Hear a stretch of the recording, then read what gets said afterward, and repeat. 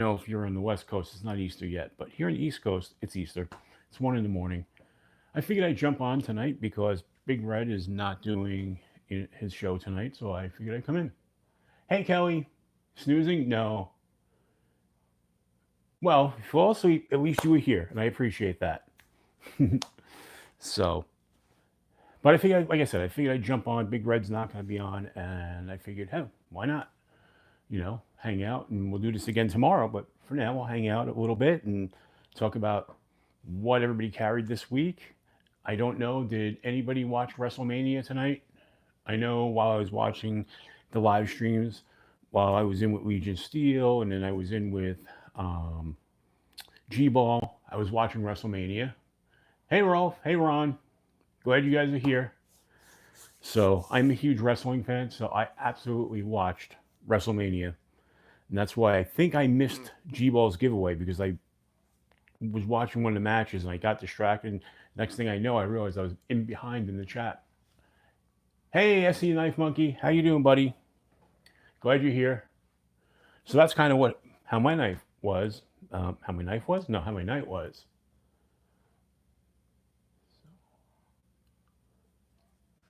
Hello, honey. How are you?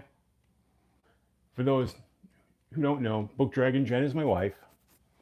She's in the other room. She could probably hear me through the walls because I haven't soundproofed this studio well enough. But so, whole bunch of stuff over, not this week, but mostly last week came in. And I know we went over some of it last week, but not everybody was here. And a lot of the stuff last week was unboxed, but not really used yet. So I got to use a lot of the stuff that came in. So if you remember, last week I went to the knife show and I picked up this little bugger, this little fixed blade from Waxwing. EDC King, what's up, buddy? It's Adventure Space 50 or Adventure _ 50.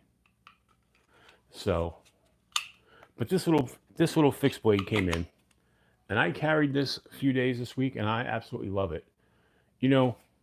I never wanted to carry EDC fixed blades until Gball kept talking about them, how great EDC fixed blades are, and then I was like, I have to have them. And one of the first ones I carried was actually a Flissa. And I actually really liked that. In fact, I carried that sometime this week. But thanks, Kelly. I appreciate that. So I bought this one. Like I said, I met the owner of the company and I interviewed them. They were on my video for, my little summary of the knife show I went to. I also have been carrying this bad boy, which is the Tactile Piranha. And man, I love this one as well. This one is more of a hard use knife, where the Waxwing is more of an EDC type of knife, not heavy duty. You're going to use it for like cutting boxes open, cutting rope, that sort of thing, opening envelopes, basic tasks. Where the Tactile is just built solid, and that's going to hold up really well. Hey Lou, what's up, buddy? I'm glad you're here. So the other one I carry a lot is this one, and this is the Kaiser Buddy. And this one was the one they launched on Kickstarter, and I backed it. And man, I love this one. Only problem I have with it is the handles are a bit on the thin side, where the other two fill out better, but I actually love this blade shape. So it's a really good one. I really like it. And then the other one that I carry a lot, and I should say, I never wanted to scout carry a knife until I always thought it was a dumb idea. And then, again, I'm really, influenced by certain people. Gball kept talking about scout carrying. So I started scout carrying, and I absolutely love it because I scout carry my fixed blade on my back, and it's not my pocket where I usually keep, my other, my folding knife. Jacob Bowman, what's up? Nice. So the other one I've been carrying is the Kaiser Lander 4. And I love this one. This is the one in sheep's foot in the S35V and steel. Great blade. I just love this thing. You know, the only thing I wish it had was more aggressive jimping, because I kind of slip on that. But handle shape feels really good. And with that lanyard on the back of it and the bead, it actually makes this a 4-finger knife for me. Otherwise, it would just be a 3. But I love to carry this one. But I had this one set up with an Ulti clip for pocket carrying. And I think I'm going to... Hey, Caleb, what's up? Happy Easter, buddy. I think I'm going to switch that to a scout carry. You know? Yeah, it's a great knife. I mean, SC Knife Monkey absolutely love the Lander 4. So those are what I've been carrying as far as, you know, fixed blades. And like I said, these were the 2 newest that came in, you know, last week. One at the knife show, one that I had ordered, and absolutely loved them. So if you guys saw my video earlier this week, something else I've been carrying, this is the Byberry Multitool, and they sent this to me because they had seen one of my other loadout videos where I showed that I was carrying a Byberry already, and they were like, hey, do you want to try our newest Byberry? And I was like, absolutely. And this thing is really has a ton of features. You know, I know some of you watched the video, some of you guys have commented. It has a ton of features. But I am not a pouch carry kind of person. I like to carry my multi-tool with a clip in my right side pocket. So usually, if you're looking at it, and this was my pocket, this would be on the front side of the pocket, and then my multi-tool is on the back side of the pocket all the time. With no clip on this, I can't do that. And I am just not a pouch carry kind of guy. This thing's great. It has every tool under the sun, including an interchangeable blade system. But, man, it's, and you have to really carry it because that's where all your accessories are. Your accessory blades are here. Your accessory, your replacement wire cutters and tool is here to work on it. And then you've got your bit set here, you know, right in the front. You got the bit set. So you want to have all those things. And if you want to have them, you got a pouch carry. So it's a great tool if you're into pouch carrying. I know, Rolf, you said you were a pouch carrier. So this might be really good for you. This is probably going to be one that's going to sit in my car and replace. I had a cheap Ozark Trail one in the car that is just terrible, but I kept it there just, you know, for shits and giggles. This is actually one I wouldn't be afraid to use because this is really built well. So this is going to sit in my car. But Byberry sent this. I did the review of it. I think it's a great tool. It's just not necessary for me for a daily carry because like I said, I don't like the pouch. So I'll keep using the other Byberry I have in my Leatherman and my SOG. In fact, I think, do I have my SOG on me now? No, I don't. I must have left it in the other room. Who's there? Night, honey. So with that, some other things had come in. I think I showed you guys this last week. This is the Tenable Shard. Love this knife. Absolutely love this knife. These guys did such a great job on this. I mean, that milled handle is amazing. Feels really good. Everything on this knife is just really good. This feels like a much higher end knife than it is. So Tenable, really, I like this one a lot. Access lock, that works really well. You know, you got that fidget factor. Oh, you carry 2, Todd. Yeah, I haven't got 2 is a bit because I also carry a pry bar and other stuff, so I switched them off. Then the other knife that had come in that I had shown you guys last week was this one, the Maritac. This is the Maritac that you can get on County Comm with the top bow pattern, button lock D2. Really nice knife. And the button lock, what I like is it's a control drop even with a button lock, which is really kind of cool. You know. Then what had come in was one of my new favorite knives, and that is the Tactile Maverick. This is just a great knife on every level. Absolutely. Hey, YouTube Music Portal. I didn't realize you popped in. Thanks for being here. So, this is, again, the Tactile Maverick with its black micarta handle, magnet cut blade. Just, to me, an amazing EDC knife. This will give my Benchmade a run for its money every day of the week that ends in Y. So, hey, Kevin. Glad you're here. So, and it's another crossbar / access lock. Great fidgetiness or fidgetiness. I don't know what you want to call it, but that was one that came in as well. Some other things that came in, we'll get back to more knives, but also this week, the new Oclipip Ultra in the aluminum, the aluminum OAL, which is their proprietary aluminum. So this I got to match the knife that they had on Kickstarter, and I had my logo put on it with my name. Just really nice, very lightweight. I mean, it's small, but that came. But of course, when that came, of course, it was their 18th anniversary, and everybody who's a member of the site got one of these. And I haven't even opened this yet. This is their 18th anniversary flashlight. So,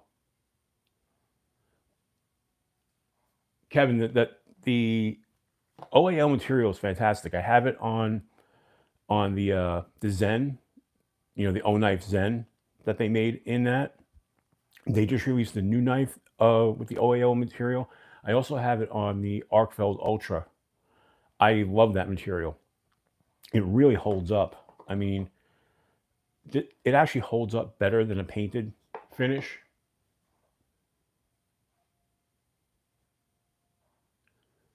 Yeah, Rolf, this one is much bigger than the original Oclipip. The original Oclipip is tiny, really tiny.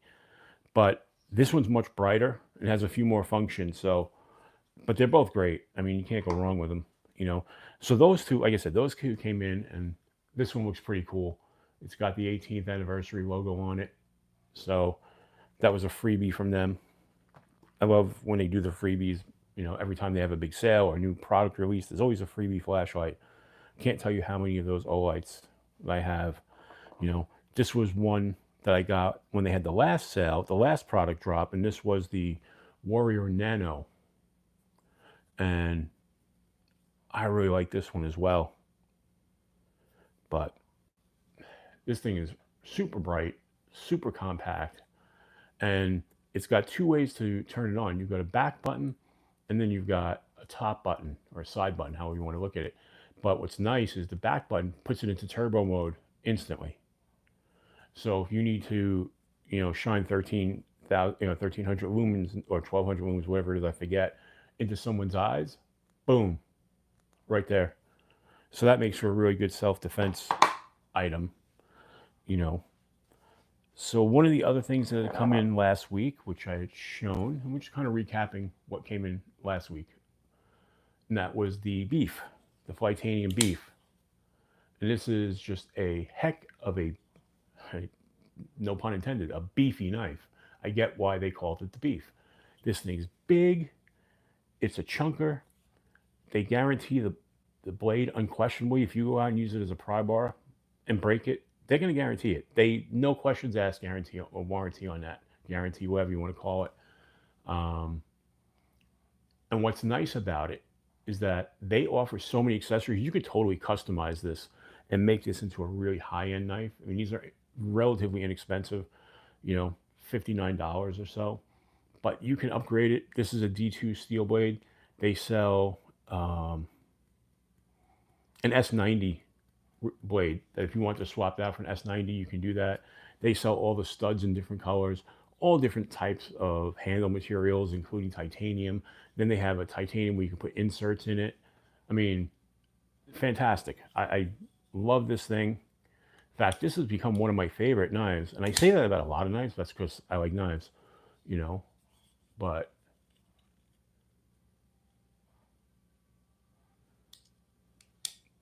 so one that I carried, I did a short video on it. I haven't done any long form videos on this, but you know, we'll get to that. So now that we have more people here, did anybody watch WrestleMania beside me? Am I the only wrestling fan here? Like I said, we're going to talk knives. We're going to talk EDC stuff. So, and wrestling. So I thought it was a great night one of WrestleMania. Like I said, I don't know if anybody else watched it, but I did. So while we're waiting for that, you know, we had some other stuff last week that came in. I know a bunch of you guys were here already last week, so we won't go over all of it. This came in this week. This is the Kaiser Cormorant. And this one I bought from BEDC. Brian had a knife sale and gave me this one for a really good price. And I couldn't resist. And this is nice. It's in the S35VN steel. Or is it S35VN or S35N? I always get that wrong in my head. But I love the shape on this.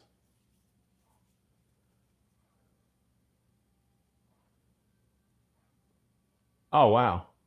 I went to WrestleMania when it was at MetLife Stadium, the last single night WrestleMania they did. My wife bought me tickets for Christmas for that upcoming WrestleMania.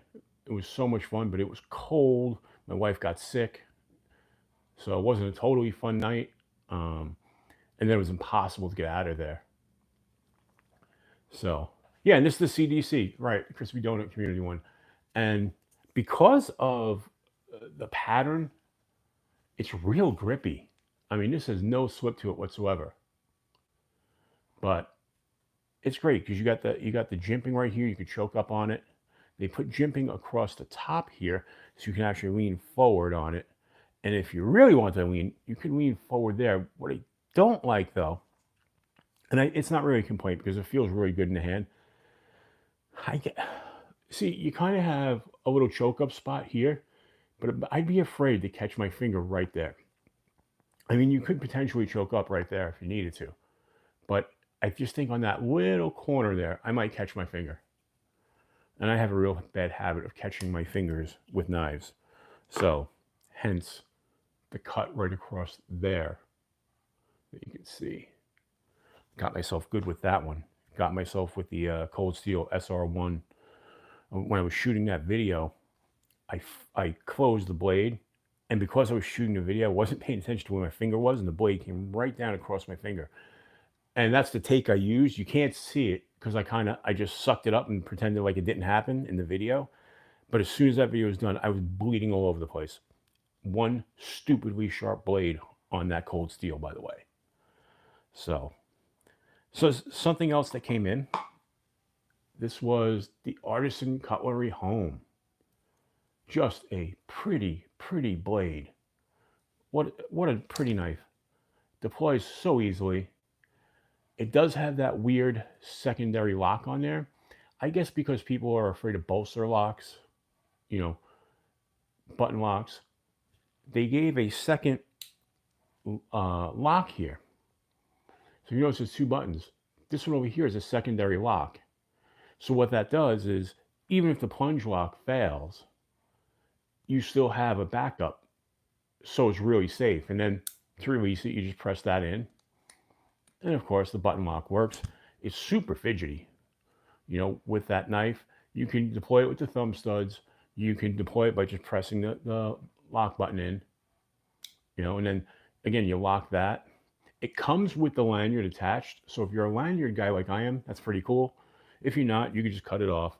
What I love about this, plunge locks, yep. Oh, I say bolster? I'm sorry. I meant plunge locks. Yep. So I did mean plunge locks, but yeah. So yeah, let me show you. So let's push that lock in. So I've got it locked. Now I'm going to press the button lock. See? It won't, you know, close because that safety's in place, even by hitting the lock. So that's good because in case you accidentally hit it, you know. Dave-O from El Paso. Hello there. You're not that late. We're only 20 minutes in. We've got a lot of time. So, but why I love this knife so much is the very first knife I had when I was like 12 years old. I told you guys this story before. I went into a corner bodega in Brooklyn, New York, and I bought a knife that was probably like $2.50 if I remember right at the time. You know, talking about like early 80s. And it was pretty much like this. It was silver with a blue acrylic handle. You know, that was a slip joint. And this reminded me so much of that I had to have this. And what's nice, these aren't expensive at all, but they really are cool. They do have premium versions of this coming out with titanium handles, with copper handles, with titanium with like fat carbon inserts. And those they put up on their Kickstarter. I was gonna buy one, but I was like, no. And they, of course, they have upgraded steels on the handle. This is an RPM 9 blade steel, but they have, you know, S35 and the whole, you know, the whole gamut of different upgraded steels. But they were so expensive, and I was like, do I want it? Do I want it? I was like, no, I'd rather have this one. But they gave you an option on the Kickstarter, which was you could either get it with the safety or you could eliminate the safety, because that was some people's complaint. Some people didn't like the safety button. I don't have a problem with it, you know. Pretty much. My dad had a buck 110 that he kept. He was an electrician. He kept that in his tool belt all the time, you know. But like I said, this just reminded me of that very first knife I ever had. So had to get it. Then some other stuff came. I think I will show you this again. I'll just pop this one out of the box. Let's get this one out of the box. This was from Ned Fos. And I understand, you know, because I'm using my camera, it's reversed on screen. This is a slingshot knife. And I know some of you saw this last week, but there are a lot of new people who weren't here last week. So we're going to pull this out. So, first thing we'll do is detach this up here. So you have a knife. It's a reverse Tanto by Ned Fos, skeletonized handle. Not a deep carry clip. And unfortunately, it's not... You can't really adjust the position. It is what it is. So, and it's a liner lock. It's pretty sharp. I did a couple of cut tests with it. Nothing major. But you can close that, right? And on the bottom side there's a button. And in the case, or in the sheath, right here, there's this. And what this is a glass breaker attachment. So you can put that there. You could also use it. Oops, I didn't lock it in place. There you go. There we go. Got it locked. You could also attach a lanyard to that. So that's really nice. But that's not what we're here to see. What we're here to see is this, the slingshot attachment. So that will lock right there, and you've got your slingshot. And it works pretty well, I got to tell you. And then when you're done with it, you've got the sheath, if you want to keep it in the sheath.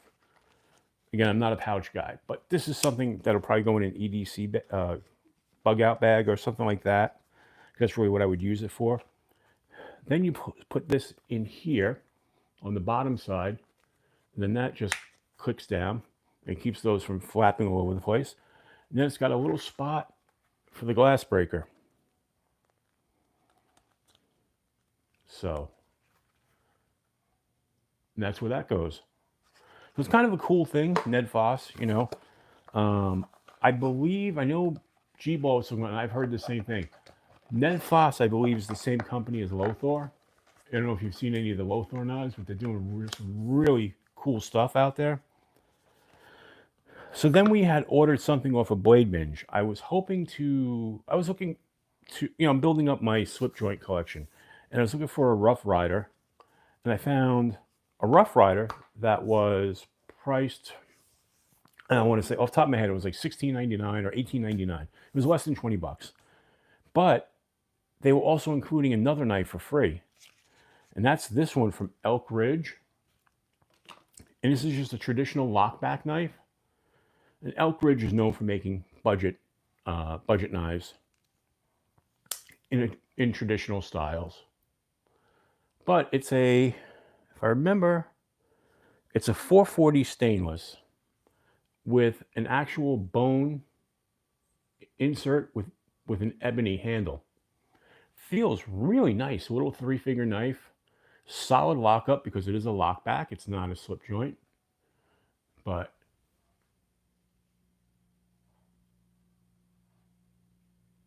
no, you know what my disdain for pouches is, Lou? When I was at 350 pounds, I had so much fat I couldn't wear a pouch. So I just got used to pocket carrying everything. Now that I've lost 115, 120, almost 120 pounds now, that I don't have that problem anymore. I still don't like pouches. And it had to do with the fact that I was very overweight and pouches were really uncomfortable for me. So that's that. But this is kind of cool. And since this was basically a throw-in on the Rough Rider knife that I wanted, I was like really stoked about that. It's just a nice little knife. You know, obviously it's 440 stainless. It's probably a 440A, I think, because they don't list it. Usually if they don't list it, it's 440A. But still pretty cool. And then this came with it. And this is what I wanted. This was the Rough Rider Sparkle. And it's just a little knife. If I can get it out of the box. They give you these really nice boxes. Way too nice a box for a Rough Rider, but we'll take it. I like the presentation. So we got this little guy with this totally sparkled resin handle. I like glitter stuff. So yeah, that lockback is really nice. But this is just a small Rough Rider. 2 blades. You know, you got your clip point blade there.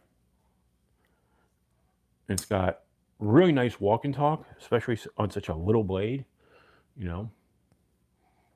And it's got a little drop point. So with that Rough Rider swedge on it that they're known for. So just a great little, you know, pocketable knife. You know. Yeah, exactly. It is literal pocket jewelry. And speaking of pocket jewelry, that reminds me of something else that came in that I ordered that I absolutely love. And that is this little Fidget Monster. It's these little magnetic playing cards that are made of, I don't know if they're probably aluminum. I don't think they're titanium. But they got this great sound, different positions you can play with them with. And they just kind of look cool. You got the card pattern on the back. You got the Punisher pattern on the back. And I happen to like all things Punisher. So I had to have it. These were really cheap. They were on sale for $6 on Amazon. So if you're looking for something fidgety. And what's good about this is I have a bad habit. When I get fidgety, I pick at my cuticles and my nails, which is why that other video I had no nails. So playing with this is keeping me from doing that. So instead of fidgeting with my nails and my cuticles, I just play with this thing. So kind of cool. I like it. More pocket jewelry. And another thing that's pocket jewelry, when I was at the knife show, I picked up this leather slip. And what I've been carrying in that all week is this Rough Rider.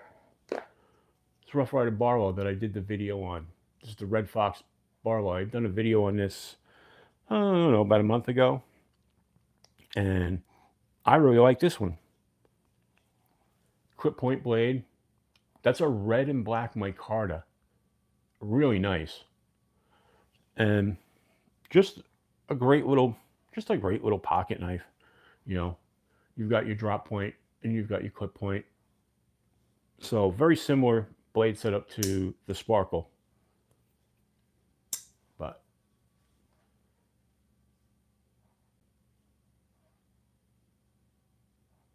Yes, absolutely. That's why I have several of those. You can pull the blade out, and geez, any Home Depot, even any dollar store will have the blades. You just throw them in when you land, you know. And yeah, that's it's just absolutely a great idea. You know, I even have that the Leatherman with the not the PS style. It's the PS style or the no, it's the other one, the other small one where it doesn't have a blade on it. Supposedly TSA compliant, but I'm still worried that they might take it.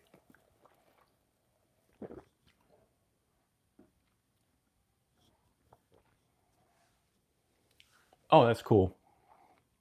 Yeah, I really enjoy Rough Riders. I mean, you know, as you guys have known, I've had a shit ton of Rosecraft videos come out because I was in the Rosecraft pass around group. Which, by the way, there's going to be a lot more Rosecraft videos coming. Um, I was talking to Andy Armstrong, the owner of Rosecraft, and we were talking about their modern knives. And nobody seems to be paying attention to their modern knives. So I was just talking to him, and I was like, "Yeah, man." I was like, "I think you guys have some great modern knives. I just don't think they get enough publicity." So he sent me a box of 9 Rosecraft modern knives. It mailed out on Friday. It's supposed to be here Thursday of next week. So you'll get to see some more Rosecraft videos, and some of those I have a couple of those already. So those are going to be used in giveaways. But yeah, that's definitely coming. So I hope you like Rosecraft because there's going to be a lot. Now the final knife that I've been playing with this week is this one, and yeah, well, I think they're great. You know, well, it depends on some of the newer ones. They have some better steels on. I haven't checked them out real yet, but I was looking at them on the website because most of them are using D2, but now some of them are using RPM 9, which I like a lot. Is it a super steel? No, but it's a bit of a step up over D2. You know, um, and they're not using like any 440C or OS 8, which is good. Not that I have a problem with those because I actually don't mind those as much. Speaking of OS, this is my Demco 20.5 with the shark foot blade, and this one is an OS 10. So, and of course, this has your shark lock, which the shark lock is an amazing lock. This thing is ultra fidgety, and you can deploy it using the thumb hole. You can reverse flick it. You can use the studs. Speaking of studs, I got a question for everybody who's here. You're all knife guys or gals, and here's my question. I hear guys like Stasa and Neves talk about studs, and they get ultra critical because they're like, well, and Metal Complex too, saying, the stud's rounded on top and your finger could slip. But I don't know if is it me? Am I flicking differently than everybody else? Because I don't flick pressing on the thumb stud. My finger goes behind the stud. Let's take a knife with a. Do I have another knife here with a stud? Yeah, you can kind of see better because it's not all black. My finger goes in behind the stud. So when I'm flicking, my finger's here. It's not on top of the stud. And I don't know, am I the only one who does that? What do you guys think? Because I hear them talk about it all the time, and I've never had a problem with any stud, even ones that are completely rounded or domed on top, have never given me problems because of where I put my thumb. So am I doing something different than what those guys are doing? I should ask them directly, but Metal Complex is always 8 million people in his chat, so you're bound to get missed in the comment section. And Jared's better at that, but New Zealand Outdoor Blades, hello there. Welcome in. Appreciate it. So that's kind of the stuff that came in. But man, this thing is super fun. But flick from behind the top.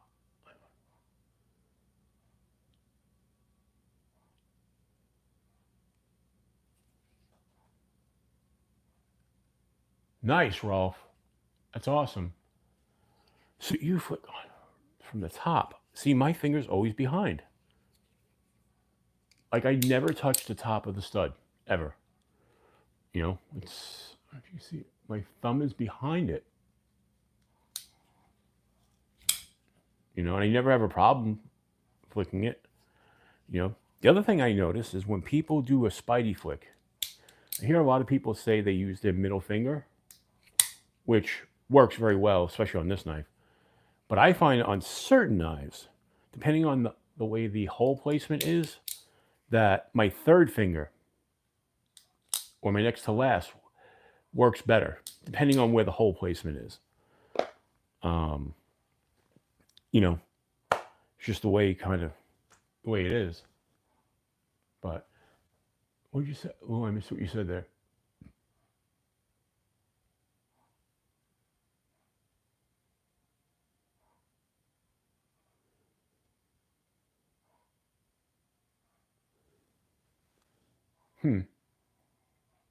Yeah, I don't know. What is up, Gball? Glad you're here, buddy. So, Gball, since you've never actually been here before in my lives, this is the new setup. Before I was shooting everything in my kitchen, but now I moved into my music studio. So that's why you have all the lights and all the collectible stuff, bookshelves. There's guitars everywhere. If I move here, you can see it's just racks of guitars and amps and stuff and all kinds of collectibles. It's a fun place to hang out in. Level on up. Hello there. Glad you're here. So Gball, I was actually talking about you earlier in the live stream. And I was talking about how I never wanted to carry a fixed blade EDC until you started talking about them. You got in my head, and I wound up falling in love with fixed blade EDCs. And I also never wanted to scout carry, but you talked about scout carrying so much that that's all I do now. Like, for instance, this is my TKL Piranha. It's set up for scout carry. This is the Waxwing. That's the Waxwing Catan, and that's set up for scout carry. My Kaiser Buddy, set up for scout carry. The only one out of the ones I carry all the time that's not is my Lander 4. The Lander 4 is I have set up with an Oclipip for pocket carry, but I just love this knife. So that's kind of all your fault, Gball. Just so everybody knows, it's Gball's fault. Gball, you're a bad influence on me, by the way. I just got to tell you that. I mean, not only are you a bad influence because you make me see things and I have to have them, but the fact that that I do this at all is because of you and B's Blades. I saw you guys doing it and it looked like so much fun and it was something I enjoyed and I decided to do it. So thanks, Gball. I will blame it on you. Absolutely, buddy. And for everybody out there, Gball's been awesome. He's helped me promote my channel. And I love his channel. So, and he is the hardest working man in YouTube. I mean, he puts out so much content.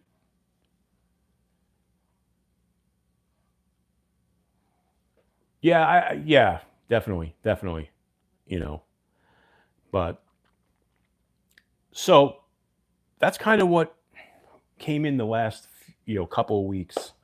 I don't think I have much coming in. Like I said, I have the box coming from Rosecraft with those knives that Andy sent me, and I have some other stuff I have to review.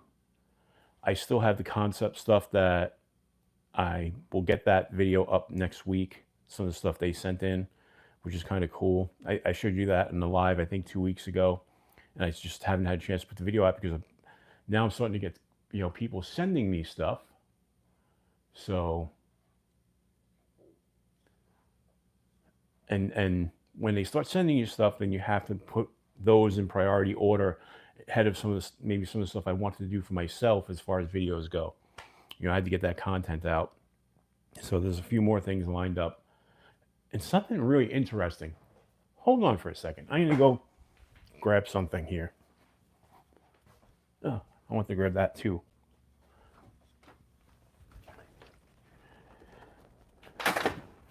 This is is not what I wanted to grab, but we'll take this over there anyway. All right. Stay with me, folks. I know you can hear me because I'm on a wireless mic. Let me grab this other thing that came in to the channel.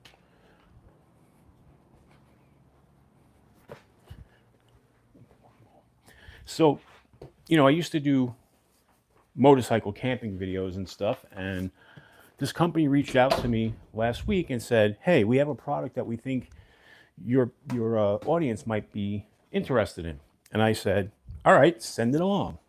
And the company is called Canvola, and they sent out this.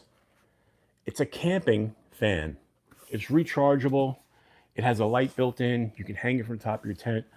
It's very lightweight, and it has a light built in as well. You can use it as a charging port. And so with that being said, since I do a lot of camping, I was very interested in this, and I was like, definitely send it by. So I haven't tried it yet. The only product I see they make on their website are these fans, different variations of them. They make one with a solar panel, so that way you can recharge it, obviously, the solar panel. So they sent this. I'm going to try this out, do a full review on it. Now that the warm weather is coming, I can really give it a good test. It was 80 degrees here today, or yeah, it was 80 degrees today. So we're getting to that point where we're going to need a fan. So get 2 old beaters up. Nice, very nice. So that's something I found interesting that I got sent. Workos has one of their new flashlights that's coming my way. So it's kind of cool. Once I hit that, and thanks to you guys, hey, Addicted Blades too, I appreciate it. You know, once I hit that 1,000 subscriber mark, some of these some of these companies started reaching out to me, and it's kind of been cool. But I will say, when you have to put out videos, you know, one, I want to be fair. I don't want to just give everything a fluff video. That's why if you look at the Byberry video, there were some things I was critical on in that, because I'm going to give them my honest opinion. I want you guys to get my honest opinion on it. You know, at the same time, if I get a product that I think is real dog crap, I probably won't even put it on the channel. So, you know, I'll probably just send it back to the company and say, hey, listen, this is not, I don't want to review this. You know, it's not appropriate for my crowd. So, you know, I hope everybody realizes that, you know, that's the way I'm going to be with my channel, you know. But yeah, I thought it was interesting that they sent that, you know, Workos, and there's obviously Byberry sent the Multitool. So it all, you know, it's all EDC, either EDC direct or EDC adjacent, you know, outdoorsy stuff. So I guess it's a question. So we're in the EDC and knife community, but how many people are outdoors people? You know, I know I'm a big fisherman, hiker, and camper. I love the outdoors. But I know some people, their EDC is more an urban EDC setup for their work in their offices or in the city, and it's a different type of EDC. You know, and that's the whole thing. There's many types of EDC. Note to everyone, don't use more than 2 or 3 symbols. Yes, Todd, that's true.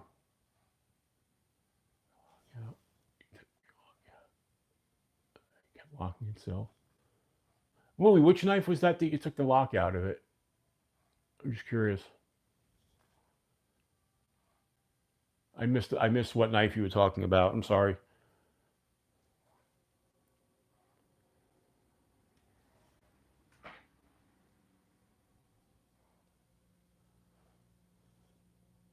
But Rolf, yep, I know that about you. Used to be a huge camper, but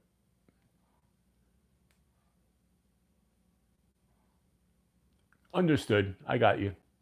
You know, if it becomes your job, then definitely, I get it. You know.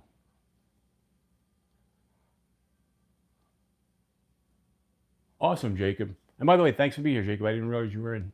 Appreciate you stopping by. Nightbot is, unfortunately, I still have to figure out how to go in and adjust the settings on that stupid thing.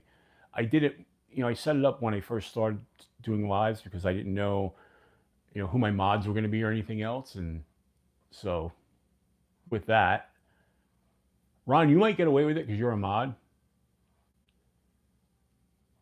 So, but I set it up and I actually haven't touched it since. I know I've forgotten to go in there. I will say one thing, since I switched to the horizontal as opposed to vertical live, no trolls or very little, which is great. Nightbot's your ex-wife. Well, Rolf.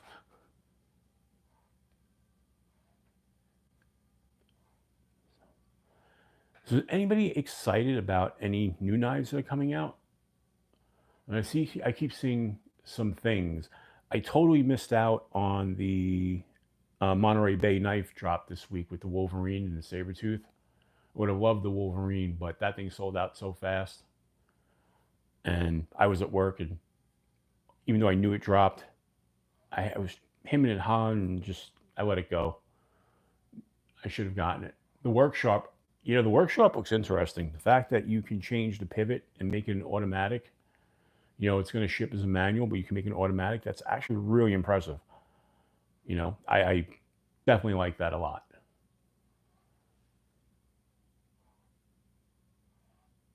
Kelly, you have to let me know how it is, because the price of that was fantastic with the materials, and just it almost seemed too good to be true, but I waited too long on it. Sometimes I get that way.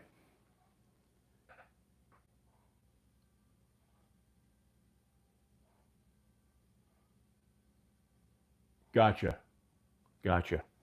Well, Rolf, that's true. It seems like new knives drop every week, and self-control is not always my best trait, so to speak, but I'm getting better because I just realized you can't own every knife. So I'm being much more selective with what I want. And it doesn't necessarily, I know some people, like, I've been told, well, I'm holding out till I can get the Grail knife. For me, I told you this before, I get just as excited for an inexpensive knife as I do for an expensive knife. So if it's just something that strikes me, I'll get it. It doesn't have to be a Grail knife.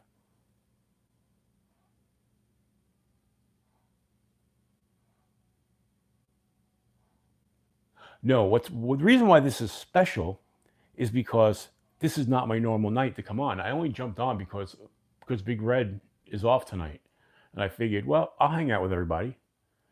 Most of us at this point are watching Big Red. He's not on, so I figured I'd jump on because I didn't know if I didn't hear that Zach was going to be on at all in his place. So, I did this a few weeks back too when Big Red was on vacation. I jumped on for 3 weeks in a row because he was away. So Lou is very special. Absolutely. I will say one thing, folks. Lou is one of my best supporters out there. He watches every video of mine and comments on every one of my videos, and I appreciate that so much, Lou. You don't know. So I cut Lou a lot of slack because I like Lou. he interacts with the channel probably more than anybody else. That's not true. That's not true. Kelly, you and Rolf are right there with him, and Brown Sugar as well. I don't think she's here tonight, but yeah, I definitely like Lou. There's nobody I dislike in the field anyway. In our community, there's nobody I dislike. There are a couple of people though. I always wonder. I say hello to them in chats and they don't ever answer back. I'm wondering, do they just not like me? I kid with that, but sometimes I know what happens though. You say hello to people in the chat, but it goes by so quick that they don't necessarily see it. And then I'm like, they didn't answer back. And then I'll wait like 10 minutes, but let me see if they noticed. Message retracted. We do have a nice community. You've heard me say it before because you're here all the time. I was a member of the guitar community. The guitar community sucks. The knife community, really nice people. In plain English. To do something kind for somebody is a real thing in our community. It's not just, BS talk. So, and that's what I've always appreciated. And like I said, I've only been doing this since October. And in October, I had 200 subscribers. I'm about to break 1,200. And that's pretty awesome. The fact that the channel's grown. And like I said, Gball's helped. Metal Complex helped a lot. Bees has helped. All these bigger channels have helped me out, and that's fantastic. I love the fact that the big guys are helping the little guys. And now that I'm bigger than some of the little guys, I'm trying to help them. Not that I have a big channel, I'm 1,100 people, but yeah, the guitar community is just, in plain English, fucked up. Everybody thinks they're in competition, and I'm like, what are you people getting at the end of the day? Where's your trophy? You don't get a trophy. I also think I hit that age too. When I was younger, everything was very competitive. If somebody didn't like the same music I did, I thought they were friggin' nuts. If they didn't like the same movies I did or same books, I thought they were crazy. Now it's like, hey, if that makes you happy, you go do your thing. I don't care. I really don't care. It's like, do your thing, whatever makes you happy. That's fine with me. Because I hope everybody appreciates, what makes me happy and leaves me alone about it.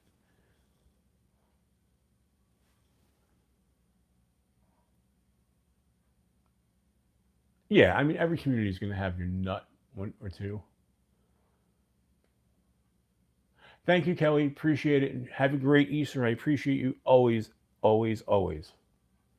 So, but yeah, it's one of those things. It's like you just let everybody be happy. I think that you develop that as you get older too. You realize, man, I don't care anymore. It's not a competition. So, although I hear there's a competition that whoever dies with the most knives wins. And I'm pretty sure Metal Complex and Gball are right there, neck and neck. So, by the way, you guys know I'm a huge Star Wars fan. So, I have this that I haven't used in ages. I was just noticing it was sitting in the corner. I bet it needs new batteries because it is not turning on. But this is a cool lightsaber. I'm going to put new batteries in this. So I was trying to think. I'm getting close to being monetized, and I know everybody's got their thing to salute members. And I was thinking I would use this sight, the sight and sound of the lightsaber. I know Big Red has his laser gun. Rochambeau has his whole soundboard of everything. Gball's got the horn. Legion Steel's got the cowbell. So, yes, you do have quite a few, as we discussed earlier in your live stream. So I was thinking the lightsaber would be mine. The sights and sounds of the lightsaber. I'll have to throw batteries in this. So, yeah, I think that's the way we're going to go. Either that or a Star Trek phaser. I don't know. It would be unique, right? I know Weldon has the Hulk Smash. And of course, Rob has the kazoo. I'd also thought about a harmonica, but that might get really loud, especially since I do my live streams late at night. DB is awesome. I love his channel. So, and as he says it all the time, his channel is really what kind of got him through all his hardships. So, there you go. Hulk Smash is a good one, especially since Weld has those tiny little hands, which he's always talking about. He's a good kid, Weldon, by the way. Hunter's a really good kid. I like his stuff a lot. He seems to have for a real young kid, has a good head on his shoulders. So, yeah, the lightsaber, definitely. Like I said, I have to put new batteries in it, but I think that's going to be the way to go. So, because this is one of those ones that when you move it, it makes the zoom, zoom, zoom sound, and it does the whole. So, I should have checked it for batteries before I pulled it out from the corner over there, But, yeah, I think that's the way we're going. As you can see, I am a huge Star Wars fan. I have a TIE Fighter right there behind me. On that wall over there, I have a wall sconce that's also a lightsaber. That is really cool. I've got some rare Star Wars posters that were from Hungary over on the other side, which are kind of cool.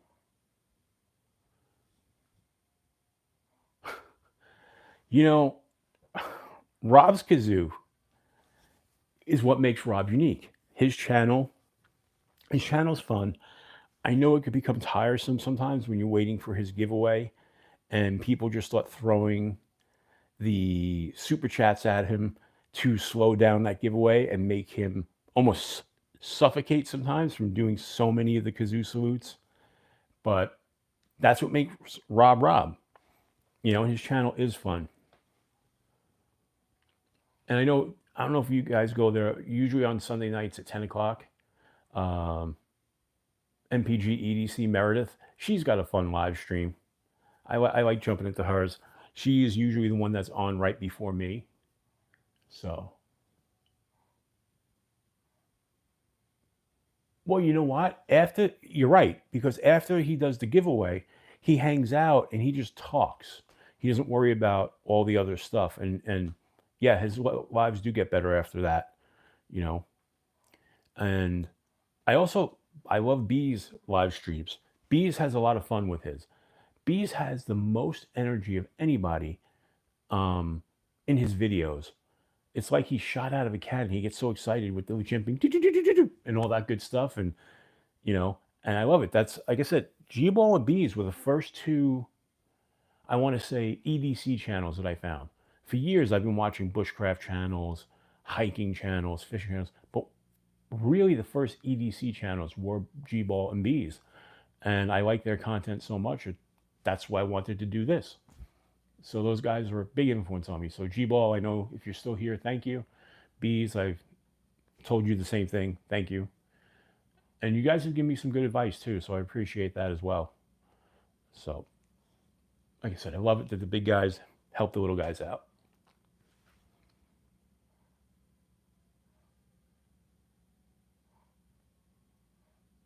Yeah, see, and I'm just the opposite. I could care less about the steel, to be honest. Because if I have a sharp knife and it's making a cut and you were to blindfold me, I wouldn't know what steel it was anyway. You know, it's only when you do things like edge retention and sharpening, that's when the steel type really makes a difference. But, I mean, a sharp D2 blade is a sharp D2 blade. A sharp magna cut is a sharp magna cut. And so I have knives across the whole spectrum. But I don't really, if I like the way a knife looks and it feels, I don't really care what the blade steel is. You know, I have a couple of knives that are just 440C and AUS 8 that are great knives. I don't really worry about the blade steel. It's just, I'm different that way, you know, because also too, I rotate through so many different knives that I barely ever use the same knife twice. Yeah, Javon is great. I was in his live last night. Really good guy. See, here's another thing too. A lot of live streams that I like are on at the same time. Like on Fridays, you've got, you know, on Friday, you've got, now I'm drawing a blank. Why am I drawing a blank? Oh, you've got usually Tactical Llama, who I love his channel. You've got, on Fridays, you've got Bees. You've got Javon. You know, you've got Metal Complex. And they're all kind of crossing over it. So you can't watch all of them. I will often have on my TV one, on my phone one, and my tablet another. So I have like 3 going sometimes, you know, to try and keep up with and just be part of it, because I really do enjoy everybody. Yes, I do sharpen my knives. I have a couple of different work sharpeners. I don't have to sharpen them all that much because, again, I rotate through knives so often that none of them ever really get super hard used.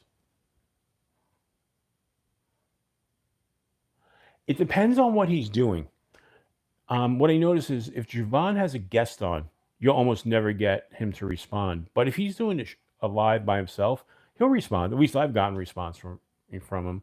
You know, I think sometimes guys who have big channels, it's hard for them to keep up with everybody in the chat. You know, Bees misses a lot of stuff in the chat, but he will respond. Metal Complex misses probably most of the chat. Especially if he's off on one subject and you're trying to ask something that's not related to that. Oh, okay, I got you, Lou. I got you.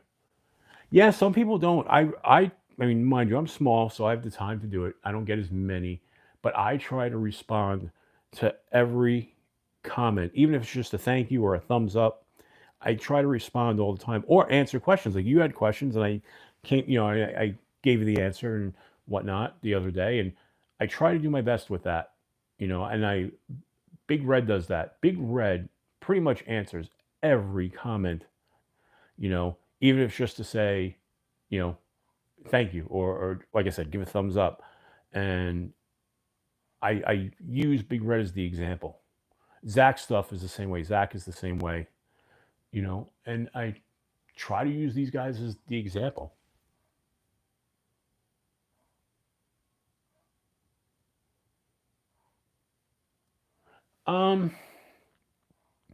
No, I basically just use, let me reread that, make sure I read that right.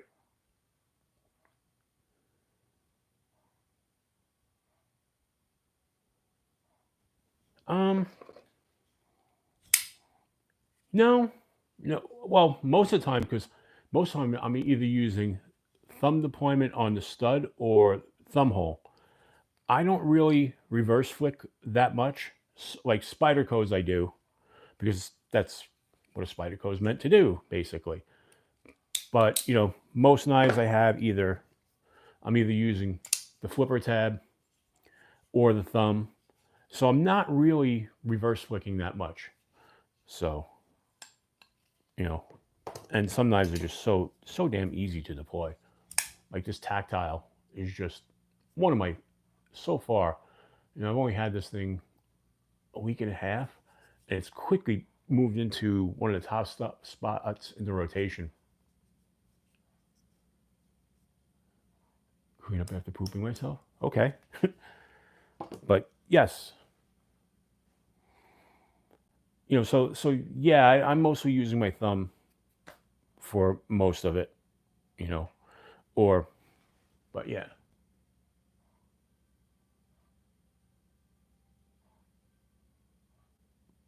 Yeah, that's true. But like something like that, there's no wrist involved at all. Some knives I every once in a while have to use my wrist because they just won't flick open that easy. I have a couple of those where the detent is not great on it, and you need that extra force to get it out there. But I mean, geez, like this Tenable, I guess I do flick with the wrist with that because of the placement of where that is, but I can do it without the wrist. I'm not actually giving it much thought until just now when Todd mentioned that.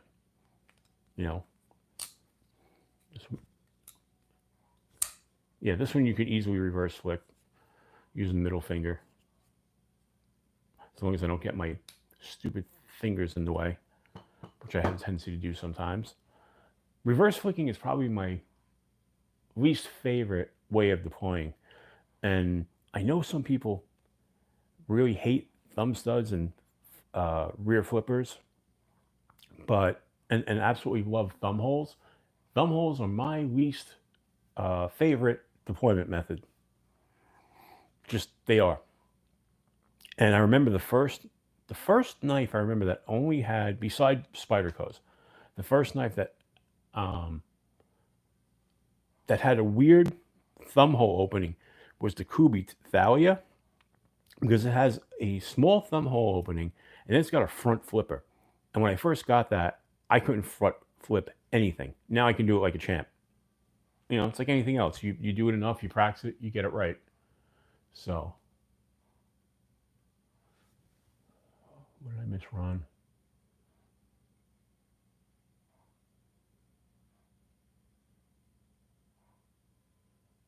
Oh, I didn't know that either, Ron. That's interesting. It's very interesting. But yeah, I could see that. But yeah, like I said, thumb holes are my least favorite deployment method of all of them. So let's talk about a little bit of the future of the channel. As you guys know, like I said, I'm getting very close. I think I'm 34 subs away from 1,200. And it's probably going to be just a very small giveaway for 1,200. The big one is going to be when I get to 1,500. There's going to be a big giveaway. I've got some stuff already planned and put aside for that. So if you guys could help me spread the word about the channel, and if you're not subscribed, please subscribe. Because like I said, when I get to 1,500, there's going to be a big giveaway. I've got some big plans for that. So I'd rather get there sooner than later. The way with the amount of subs I'm getting in a given month, I might be able to get to 1,500 by the end of July, because it seems like I'm averaging about 140 a month since October. So I'm hoping to get there. Okay, I don't know what you're talking about.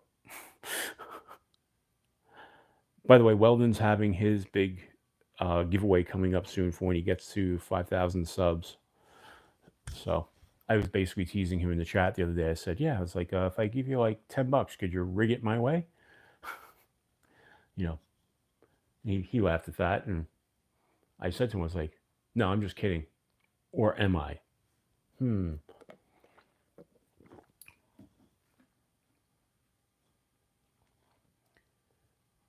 Jacob, Metal Complex said he's going to do it differently going forward. He was doing like the first person who asked him in a live stream, and he was sharing. He said he's going to do that differently now. He says he's going to weigh more carefully with who he gives his endorsement to, and it's not going to be done on a weekly basis like he was. He mentioned that last week, so I don't know exactly how he's going to do it. But no, Kevin Smith and Knives, you are not. I'm always up this late. Like I said, I jumped on. Dawn and Chriselle, hello there. I'm glad you're here. I jumped on, like I said, because Big Red wasn't on tonight, and I figured everybody, if you guys want to have a place to hang out, we can just hang out here. You know, I've got my lights going, which, by the way, some people love the lights, some people hate the lights. I don't know. I like it. I kind of feel it makes my live stream look a little different than everybody else's. The fact that I sit in the dark with all these lights on around me, I just think it makes it look different atmosphere. I see so many people, and I'm not knocking them because everybody does their own thing, but some people are just sitting in front of a wall, you know. Thanks, Rolf. I appreciate that. Swimming pools and beers, please. What's the troll? I don't know. Did I miss a troll? Robert Willoughby. Hello there, my friend. How are you? Good to have you here.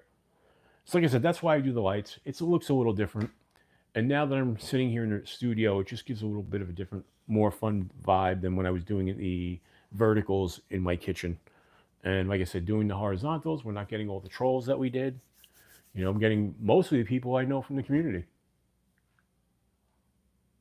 The home. I got you. You took the lock out on the home. Gotcha.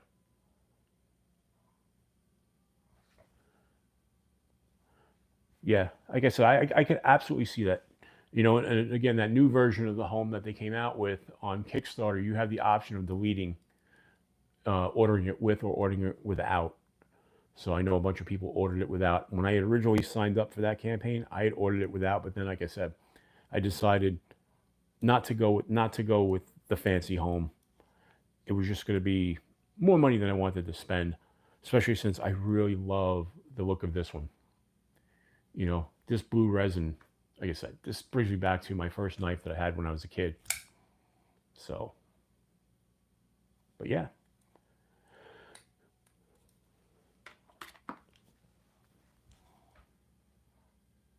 The lights are sending you messages. Yeah. That's the one thing I worry if somebody has epilepsy, that the lights could be, you know.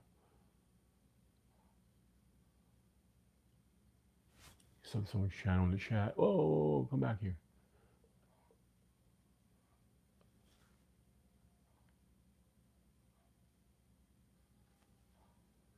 Oh, did I miss that? I must have missed that, Ron.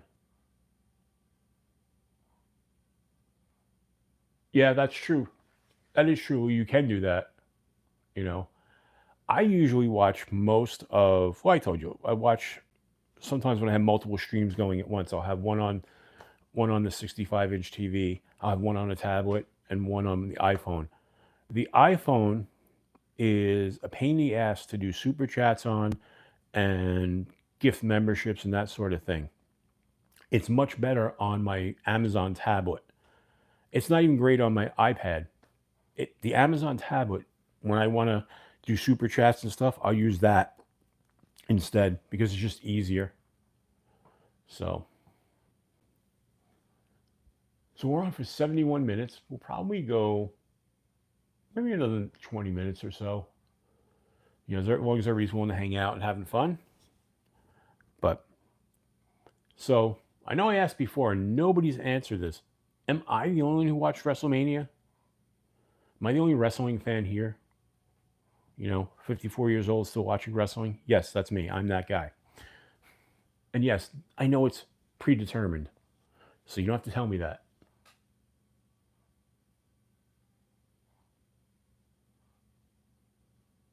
Huh. I don't know that knife. I'm going to have to check it out.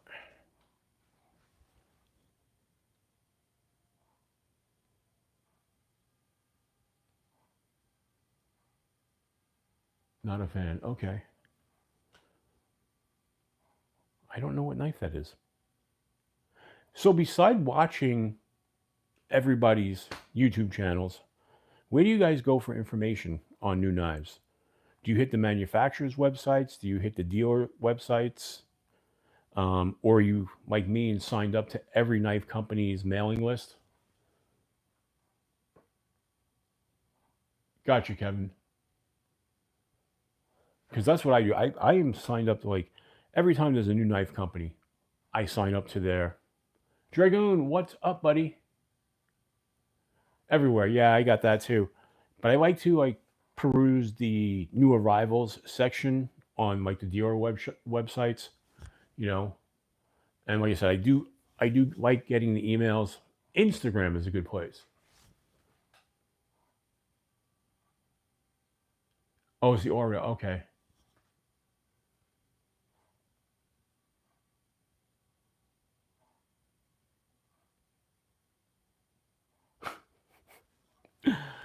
I got you, Lou. It's not for everybody. It's not for me. I look at it this way. It's just a male version of a soap opera that plays out on TV with stuntmen.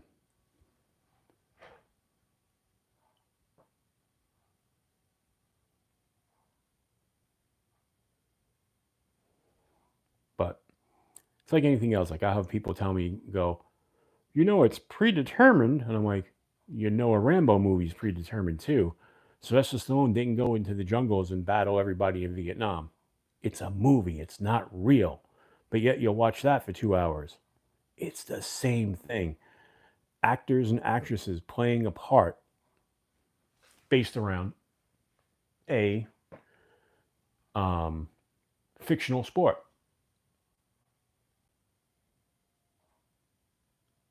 What game are you playing, Dragoon? Video game or a board game? Just curious. Because I think I need a new video game to play. Until they come out with a new version of Fallout that's not a multiplayer online.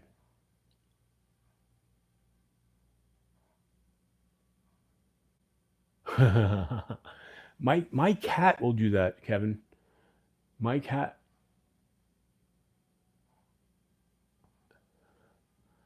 Well, you know the thing is, as much as it's fake, these guys and gals put their bodies through so much abuse. And I know a lot about the business. I had an uncle who was in the business. People legitimately get hurt. Their lives are on the line. If you don't have two people working in concert with each other, someone will get hurt. Everything's choreographed. Every move you see, And there are ways to hit people that look brutal, but don't hurt. And if you know some of those secrets, it takes some of the fun out of it, but also you realize that it's like a ballet. It's a choreographed fight. Oh, absolutely. You know, and some of the athletic things they do. I mean, that's what WWE has done in the last couple of years. They started this program where they're recruiting the best college athletes into wrestling. They're recruiting gymnasts and acrobatics people and everything else into wrestling, so that way they can have the best athletes around. You know, I'm watching. There's a show called LFG. It's basically these wrestlers who have just been signed and coming up. One of the girls is a gold medalist. Another one was an Olympic, trampoline, whatever that sport is. Um, and one of them is Evander Holyfield's son, who's a trained boxer. You know, there are these people who have amazing athletic ability, just amazing ability, and they're there grinding away, and it's interesting to me. And I like some of the behind the scenes stuff just as much as I like, American Gladiators was a fun show, you know.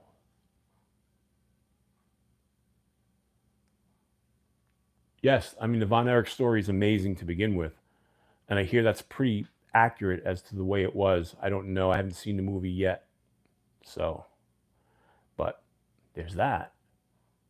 But I hear that movie was really good. That it should have been nominated for awards, but because it was a wrestling-based movie, it didn't get um, the attention it deserved.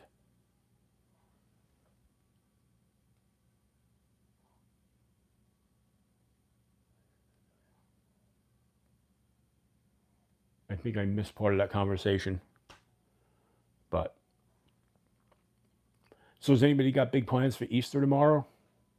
I know me and my wife are staying home. We're not going to be with the family outside of me and her. Just going to be a quiet Easter Sunday here, waiting for night 2 of WrestleMania, and probably watching the baseball game in the afternoon. So, but we've got some good food lined up and eat powering up. Yeah, that's about right. I've been really good like this last year avoiding cakes and cookies and stuff, but my niece's high school had and they're a technical high school, so they have a culinary program. They had a huge bake sale today, and man, they made some of the most beautiful pastries and stuff, cakes and breads and whatnot that you could possibly get. And no, we are not, Louis. We are not playing guitar this late at night. I have neighbors who would want my head if I did, as well as I'd wake up my wife. She went to sleep earlier, and I don't want to wake her up. As it is now, she can hear me through the walls because I did not soundproof this. Because usually when I record, I'm by myself and no one else is home, so I never really set up this particular room soundproof. Also, to the fact that we're probably not staying here. We're actually house shopping now, so once I get into the permanent residence, we will be soundproofing a real thorough studio. May even have a control board separated in a separate room with the glass in between. I helped my friend build one of those years ago. No, level one up. No, no, no, no, no, no. First of all, I'd have to plug in some of these amps, and we're not doing that this late.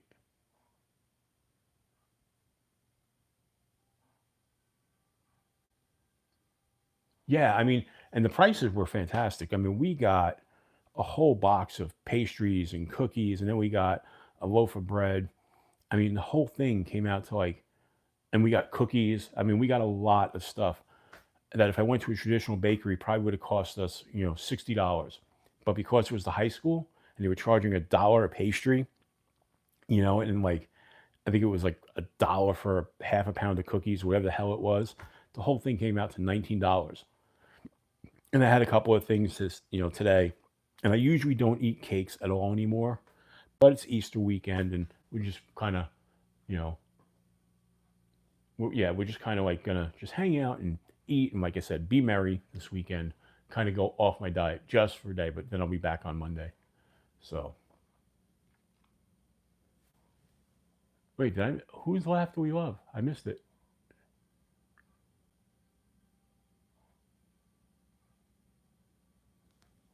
All right, I missed that part of it.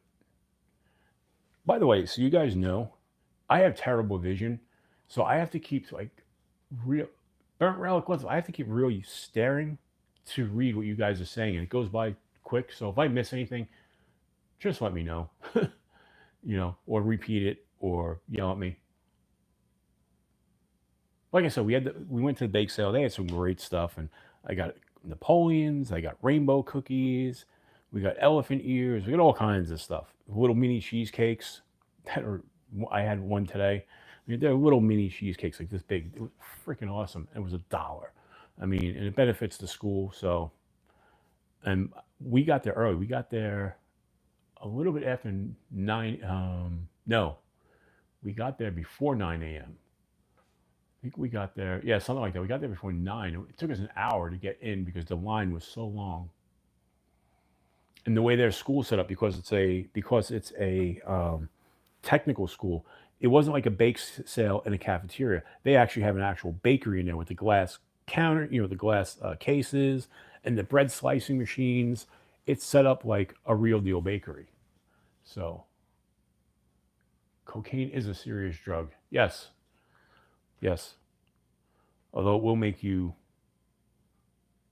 laugh a lot and maybe not so serious. But that's a whole different story, whole different topic for a different day. BEDC, hello there, my friend. I was talking about you earlier.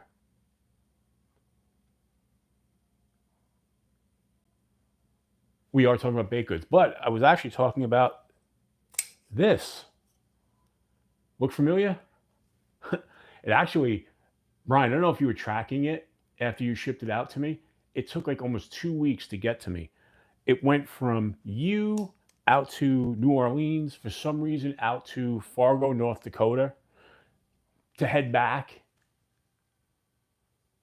So it took forever for this to get here. Not your fault. Like you sent it out like the next day after I bought it, and it just took the post office forever. And this is after I've been talking up, like, because of where I live, I never have late packages. And of course, I jinxed myself, and this one came in really late. So if you look, it like this went on a tour of the United States before it ever got to me. But man, I love this knife.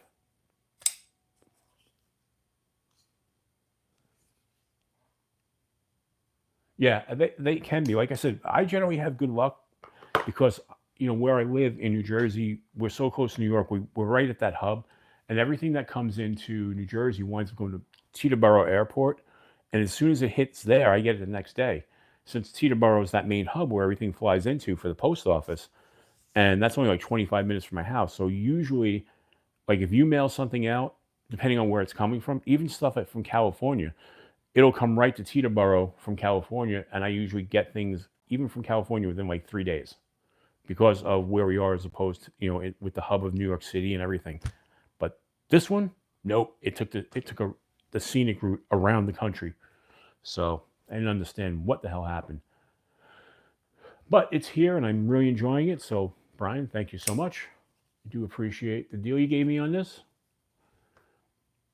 And I just love this thing, man. Just a great knife. And I have the other. I'm missing only one of their knives in that collection. And I'll track that one down at some point. Probably Blade Binge or eBay or something. Somebody's going to have one for sale. But so, Brian, I saw you posted some new videos this week.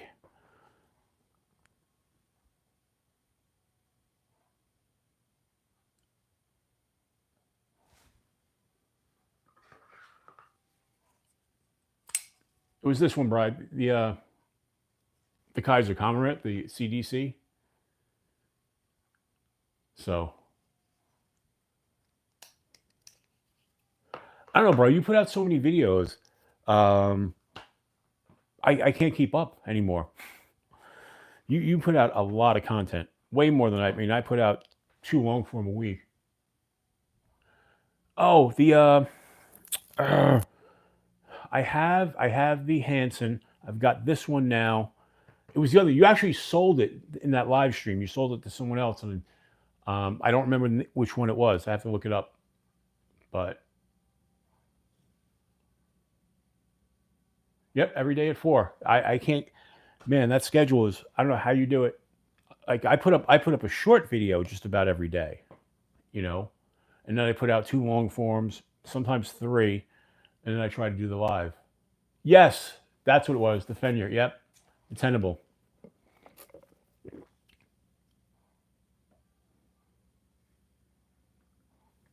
That's the one I don't have.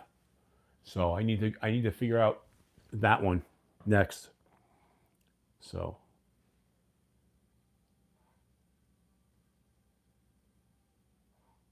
oh, you have to work tomorrow, Neil? Sorry about that.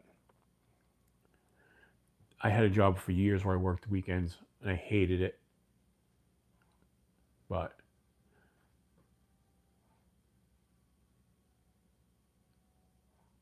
yeah, exactly.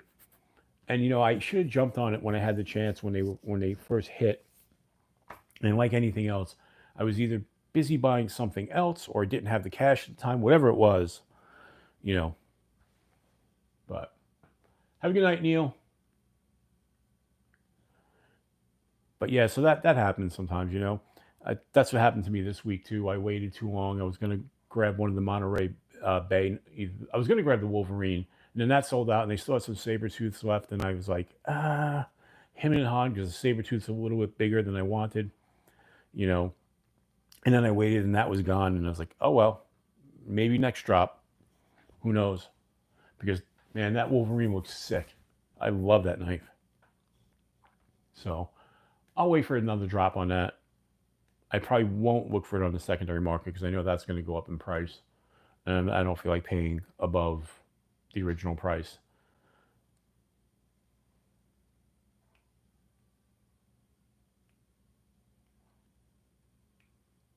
Now you know, Ferro Monster also came out with their budget line now, the Wixco, and I ordered one of the Wixcos from their website, and they hadn't shipped it out. So I contacted them on Instagram and I said, "Hey, I ordered this. When's it shipping out?" And apparently, they made the mistake of turning on the website certain items. They were doing a test run to see if the website worked, and I actually got that order in while they were doing the test. So they wrote back and they said that they would get it out next week sometime. But if I would have known that, I would have held off, knowing that the Ferro Monster drop was coming, because it wasn't that much of a difference in price. You know, the new budget-minded Glideman and then the Wixco, they're very similar in price. I'm assuming. I mean, I don't know. I've never had a Ferro Monster. I really love the look of their knives. So, but yeah, it's weird that, like I said, they turned on the website. But if you go down all the way to the bottom of Ferro Monster's website, you'll see a link to get to Wixco.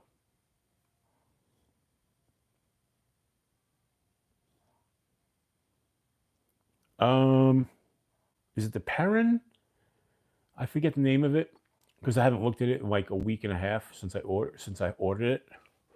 But I'll probably have one of the first ones because, like I said, because they actually asked me. They said, "Did you order it through Amazon or through the website?" And I said, "No, I ordered it through the website." And they gave me my order number, and they said, "Yeah, that wasn't supposed to be live. It was during a test run, and I managed to be on at the right time."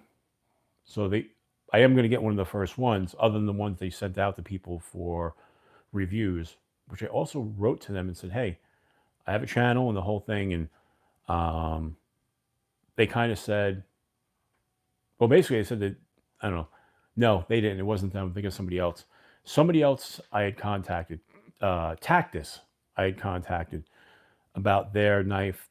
that has the shark lock on it, and they basically said they were running out of stock, and that when they release the new knife, that they'll send me one. But they didn't want to send me a Tactus because they're running out of stock on them, and it's going to be, they're not going to bring that one back apparently. So I have been, that's one of the things, Brian, I know we talked about this. I have been contacting every company under the sun to work with, and I've had a lot of good feedback with that. A lot of people have started to work with me, but also I've had companies just reaching out to me now too. So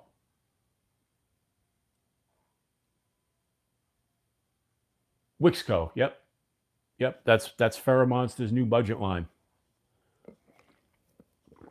So I look forward to it because they look pretty good. There's some really nice designs on there.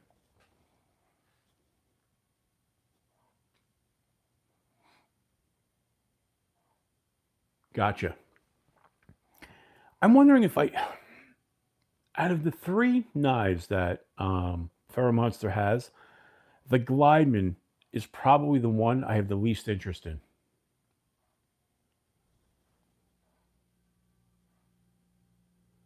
10,000 subs for $1. Man, that's a lot of Subway sandwiches. So, but,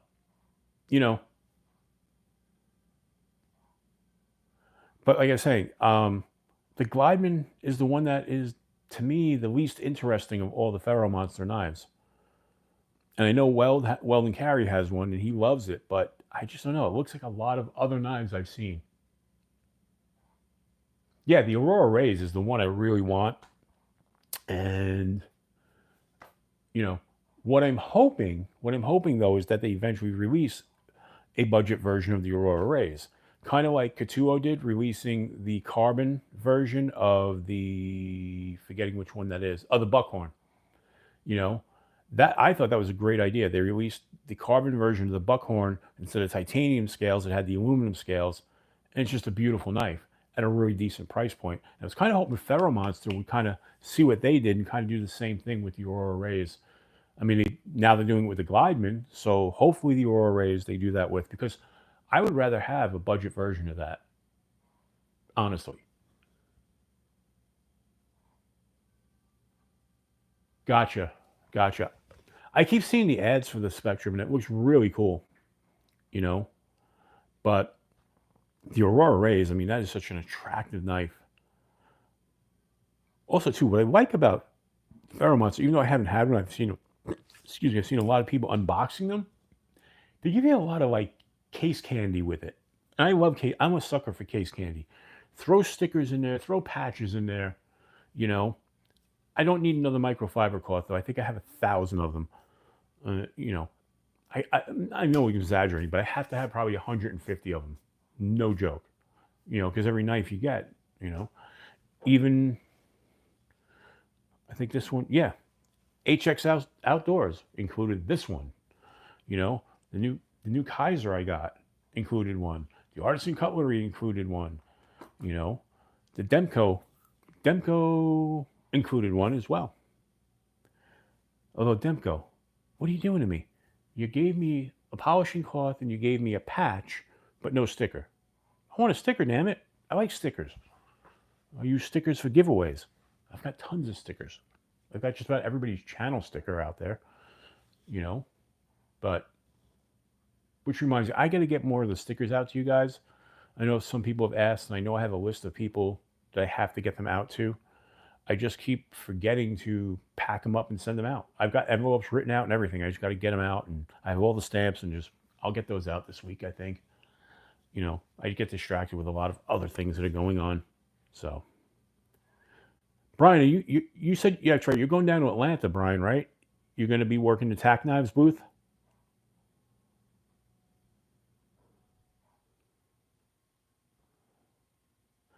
Speaking of Tac Knives, I love that Goliath. That is such a fun knife. Holy crap. When I got that in, I was like really, really super stoked. Have you talked to Tac Knives? Are they going to bring back the Goliath, maybe with different finish?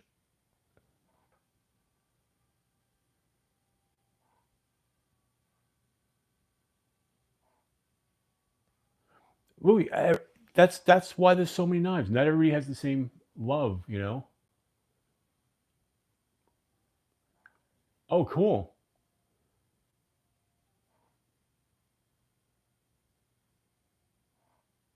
Huh. So, so I all right. I saw a knife company today, and Brian, it might have been on might have been on your Instagram. I don't remember, to be honest. Um, Not Cobra Tech, but Viper Tech, OTFs, and you know, automatics. And I was looking at them, and I was wondering, are they the same company who's making tack knife stuff? Because they look awfully similar.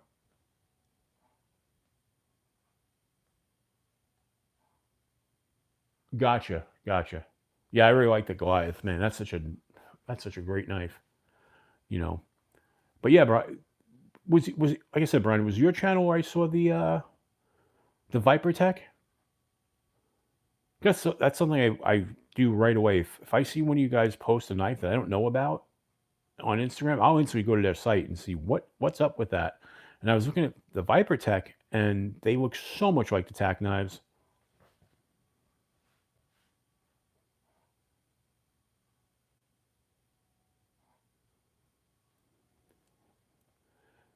Yeah, Cobra Tech stuff looks good, but I've heard iffy things about their stuff.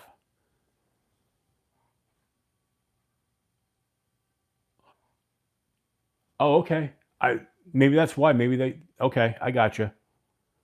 Like I said, every one of their knives looked like another knife, so maybe that's what I was thinking.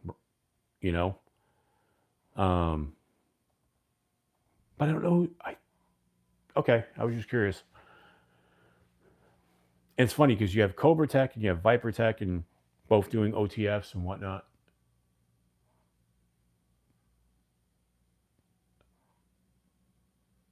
Well, yeah, that it's funny. You see some companies' knives that come out, and then you see another brand, and they're coming out of the same factory over in China. You know,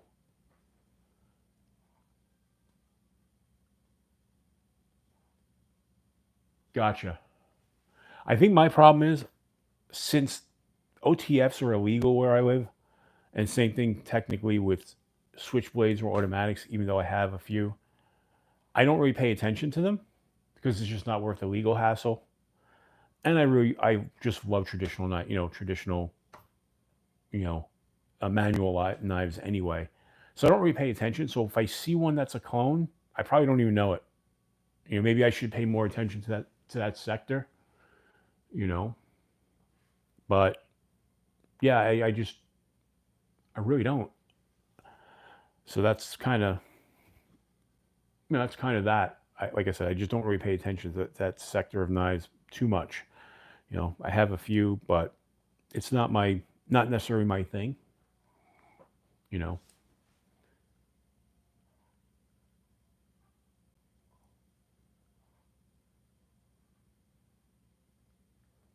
Mm. Carl Zeiss microfiber cloths are what I use on all my camera lenses, and that's been for a very long time. I have never had a problem with my lenses, and I have some really expensive camera lenses.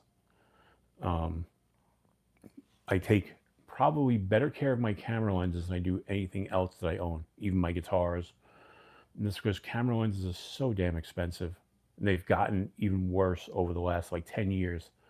I mean, I have lenses I bought back in the 90s that, man, I bought them in the 90s and I paid nothing for them. I could sell them for like 5 times what I paid for them. They've just gone up in value.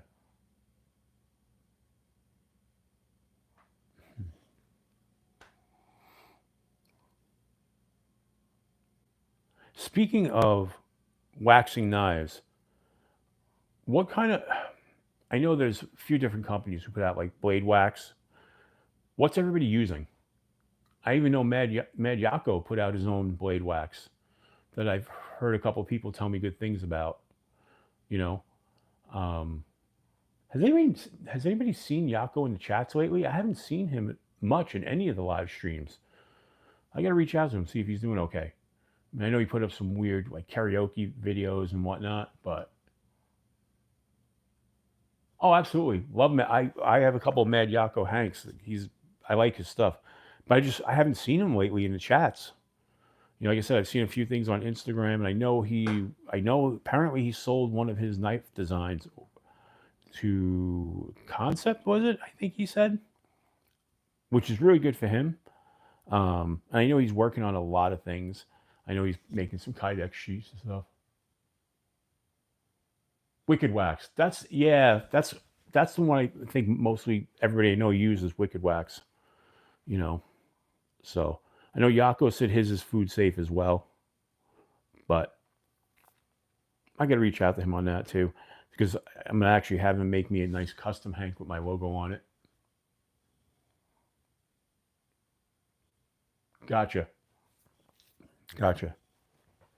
So, I mean, I think I told you guys I wanted a pirate themed hank, and he made that for me right away. He sent me a few different fabrics to choose from, and he made that. And I mean, geez, he charged me, I think, $19 for it, with that included shipping. You can't beat that. Can't beat that at all, especially since he custom picked the for me and made it specifically, and he didn't even have that in his shop. He also, I know he said last week he's now not putting the tag in the bottom corner. He's actually putting diagonally on the right corner, I believe, which kind of looked cool. Well, Louis, I enjoyed having you here. If you want to go to sleep, that's cool. I mean, we're almost at 3 in the morning, so I think I'm going to wrap this up in a few minutes anyway. We've been on a long time. Actually, we'll go a little bit more though. I have a lot of energy left, so yeah, that's what. Yep. Have a good night, Louis. Yeah, Louis, it is the Redeemer. I think. Um, who? Somebody helped him with the CAD. Was it Mark Perez helped him with the CAD? I think on that. I'm not sure, but that's what I have some ideas for a knife at some point. I don't know though if I want to do a fixed blade. I got some ideas bouncing around. I actually kind of love what 704 gear does.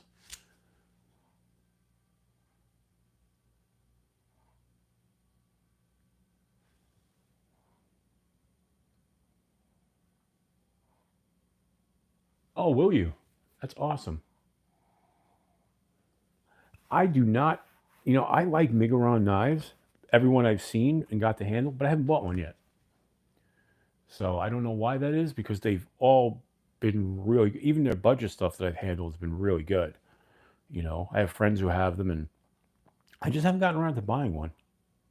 There are a couple of companies out there like that. Like I said, I recently just got a Remet for the first time.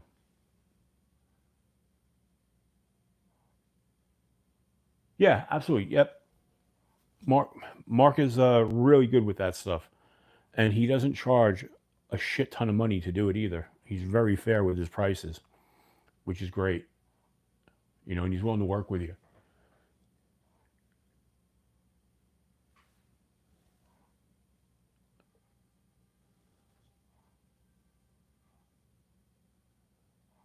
No, I'm at the end of the chat. So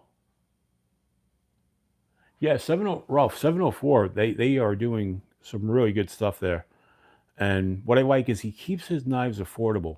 I think I'm not looking to make a grail knife. I want to make a good bread and butter, you know, uh, you know, meat and potatoes kind of knife. Something that's affordable, something that works well.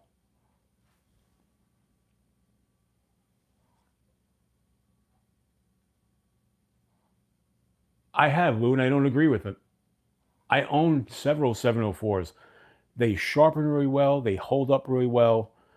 I don't know, you know, I don't agree with Stasa, just from my own personal experience on that. Like I said, I have 3 of their knives, and all 3 of them have been excellent. You know, so I don't know. By the way, I love Stasa's channel too. Anybody? Oh, anybody watch Tactical EDC?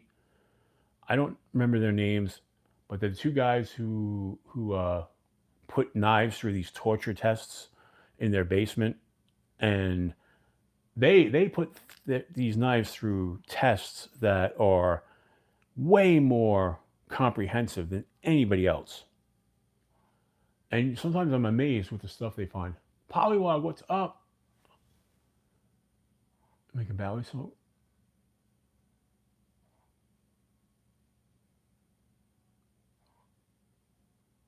Gotcha. No, not on mine. Ooh, not on mine at all.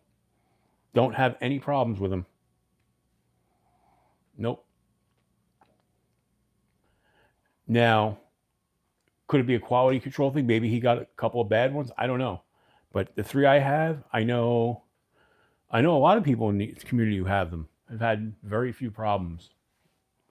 You know, Stas is the only one that I saw with problems.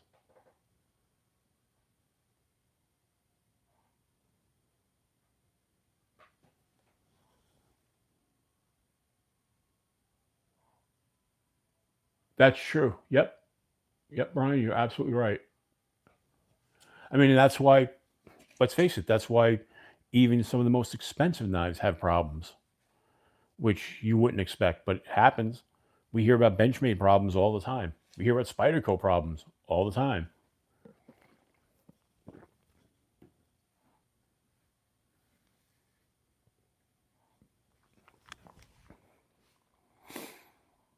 Yeah,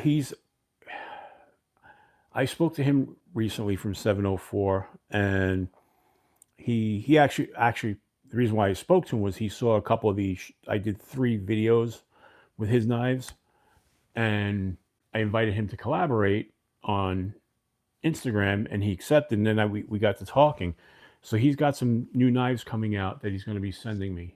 So I'm looking forward to that too. But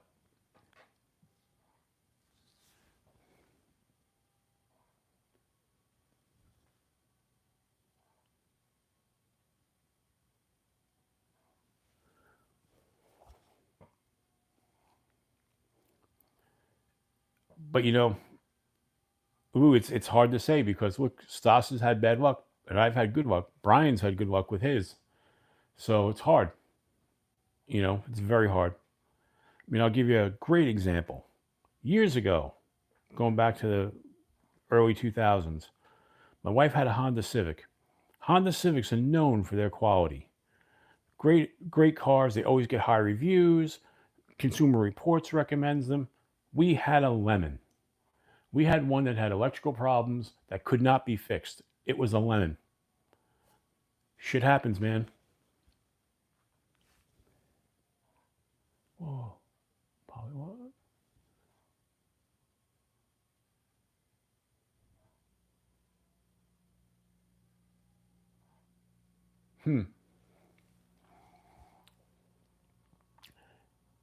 Wow, I saw when I was at the knife show last Saturday, there was a company there had these. I don't remember which company it was because I saw so many, knife makers there, small knife makers. But there was a company that had these beautiful, beautiful knives, and all their knives were like $300 to $400. And I was just like, no, I don't want to spend that much. And then I saw this one knife.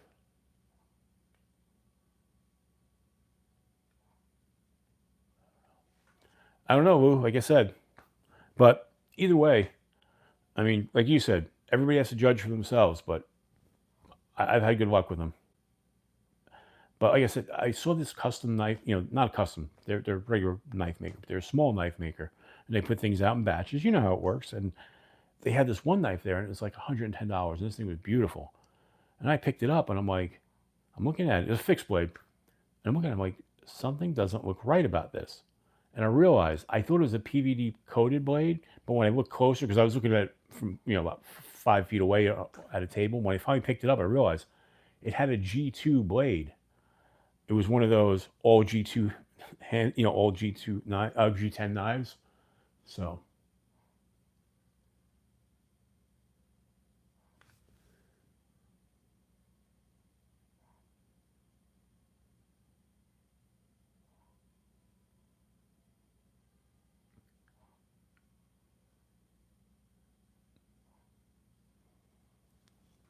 gotcha.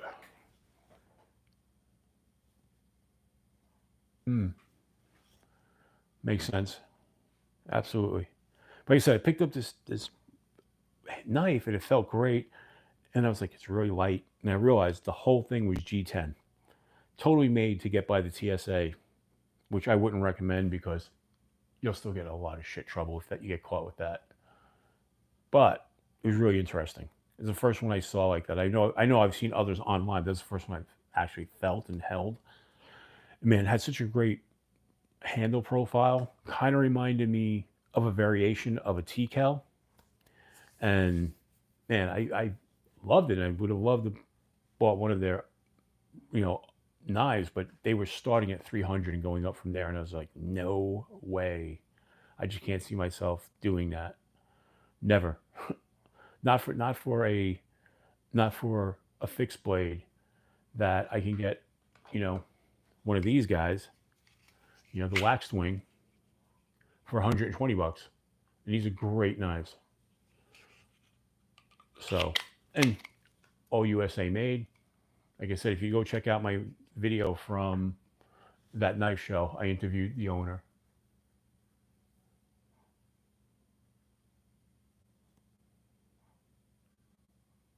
Yeah, Cold Steel has a number of those trainers out. I'm actually thinking about picking up one of the Karambit G10 trainers, so that way I don't cut myself open when I play with the Karambit that I have, that I'm just playing around with, but not really doing anything major because I'm afraid I'm going to cut myself with it really bad because I'm not good at Karambits since I only got my first one about a month ago. But what time is it? We're going to wrap this up in like another 5 minutes because that'll be 2 hours that we're on. I didn't think I was going to go that long tonight, and I appreciate all of you guys and gals being here. Really do. You don't know, it means a lot to me, especially now that I'm pushing to get to that 3,000 hour mark. I appreciate you being here, Brian. You're awesome, and you have a great channel. And I'm sure that everyone here is subscribed already, but if you're not, go over to BEDC's channel and subscribe. He does some fantastic work over there.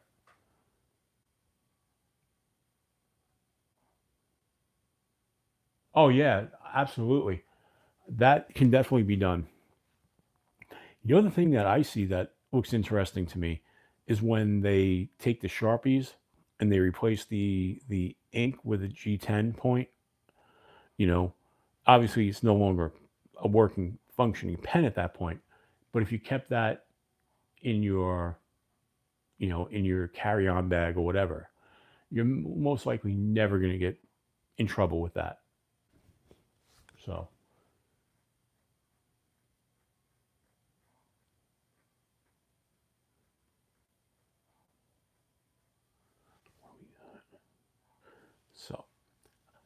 All right, folks. I think I'm going to wrap this up now.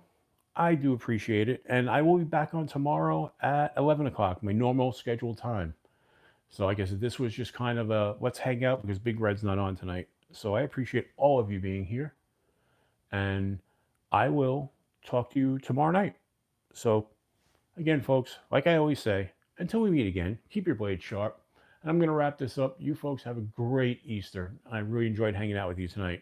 So hopefully I see you all again tomorrow. All right. Have a good night, folks. Enjoy.